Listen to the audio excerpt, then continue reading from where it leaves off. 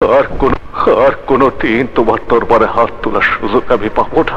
সারা জীবন খারাপ কাজ তার আমি কিছুই করি নাই, কিন্তু আমি তো ইচ্ছা করে এমন হই নাই যার থেকে নষ্ট মানুষগুলো বাজারে আমার সন্ত্রাসী বানাইছে। আপনার এই 6টি চলচ্চিত্রের মধ্যে ব্যবসা সফল চলচ্চিত্র কোনটি? বাজার, বাজার, কঠিন প্রতিজ্ঞা। কঠিন প্রতিজ্ঞা। তো বাজার চলচ্চিত্রে কাস্টিং কে ছিল? আমিন খান, ময়ূরী, শাহিন আলম, কাবিলা, বিজু আহমেদ, মিশা সওদাগর। আচ্ছা, বাজার চলচ্চিত্রটির চিত্রনাট্য বা গল্প কার ছিল? এটা গল্পটা ছিল আব্দুল্লাহ জহির বাবুর, আর সঙ্গীত পরিচালক ছিল আলী আকরাম শুভ, আর ক্যামেরাম্যান ছিল মারা গেছে আল্লাহ বেশ নসিব করুক মোহাম্মদ আনোয়ারুল ইসলাম। আপনার এই ছবির কনসেপ্ট কি আপনার ছিল না? হ্যাঁ, কনসেপ্টটা আমারই ছিল। মানে কনসেপ্টটা আমি স্ক্রিপ্ট রাইটার আব্দুল্লাহ জহির বাবুর সাথে মানে করছি আর কি, শেয়ার করছি। করার পরে উনি আমাকে কাহিনী সংলাপ মানে পুরাটাই উনারই। আচ্ছা আচ্ছা। আমি একদিন মৃত্যুর হাত থেকে জীবন ফেরত পেয়েছি।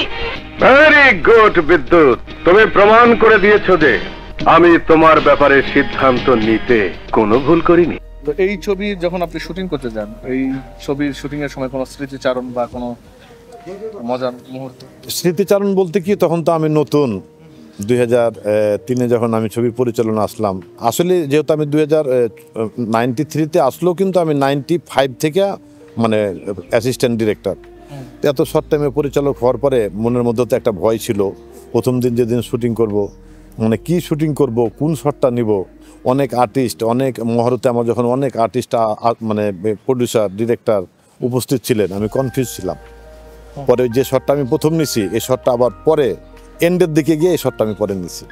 আচ্ছা আচ্ছা। কিন্তু কাউকে প্রথমে বুঝতে দিই নাই যে আমি শটটা মানে এনজি করব। প্রথমে যখন ক্যামেরা বলছি, অ্যাকশন বলার পরে আমার শরীর হাত থর করে কাঁপতেছে, কারণ তখন ভয় পাচ্ছিলাম। মানে ওইখানে অনেক চাষি নজরুল ইসলাম ভাই, মোহাম্মদ হান্নান ভাই, তারপর মান্না ভাই ছিল, মির্জা আব্দুল খালেক ভাই ছিল, তারপরে মানে আগের যে ইগুলো আমার ওস্তাদ সোহেল রানা ছিল, তোজামিল হক বকুল ভাই ছিল, এজে রানা ভাই ছিল। তো ওদের তো আমি অ্যাসিস্ট্যান্ট ছিলাম। ওদের সামনে এখন আমি ক্যামেরা অ্যাকশন কাট বলতেছি, পুরা ঘাইমা ঘুমা অস্থির, কিন্তু ওই শটটা আমি ওকে করছিলাম কিন্তু ওদের সামনে। পরে যখন শুটিংটা আমার শেষ হইতে যাব, তখন আর্টিস্ট ছিল রুবেল, কয়লা ছবিতে। বললাম যে রুবেল ভাই এই শটটা আবার নেবো। কেন? আমি না, ওই শটটা আমার কাছে ওকে না, অনেক মানুষজন ছিল দেখে এই শটটা আবার রিটেক করবো। পরে রুবেল বলছে ওকে ভালো। পরে রুবেল ভাই আমাকে জড়ায় ধরলো যে থ্যাংক ইউ তোকে। আপনি যেহেতু আমিন খানের সাথে আপনার ভালো সম্পর্ক ছিল, এবং তার সাথে কোনো শুটিং এর স্মৃতিচারণ বা কোনো মজাদার ঘটনা আছে কিনা? মজাদার কাহিনী বলতে কি, আমিন খান এমনি আর্টিস্ট, কিন্তু আমিন খান ছেলেটা খুব ভালো। যদি গল্পের মধ্যে সে ওটা ঢোকাইতে, কোনো ডিরেক্টর ঢোকাইতে পারে, ওই গল্প নিয়ে সারাক্ষণ ভাবে, মানে সারাক্ষণ আমার বলতো পড়লে এই সিকোয়েন্সটা এমনি করলে ভালো হয়, অমুক হয়, এই হয়। পরে একদিন আমি রেগে গেছিলাম যে এত আপনার মানেই করেন কারো। পরে তো সেও দেখি যে আমার প্রতি রাখছে, আমিও তার প্রতি রাখছি। পরে খাবার পরে আমার কয়ে পড়লি, আমি কোনো ডিরেক্টরদেরকে কিন্তু এরকম বলি না, তোমারে বলি এই কারণে তোমার আমার খুব ভালো লাগে।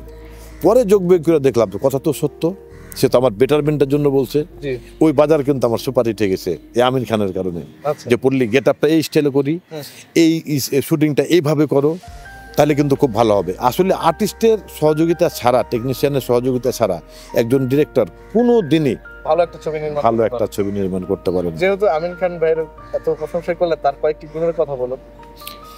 আমিন খান নীরবে মানুষের অনেক হেল্প করে, সহযোগিতা করে।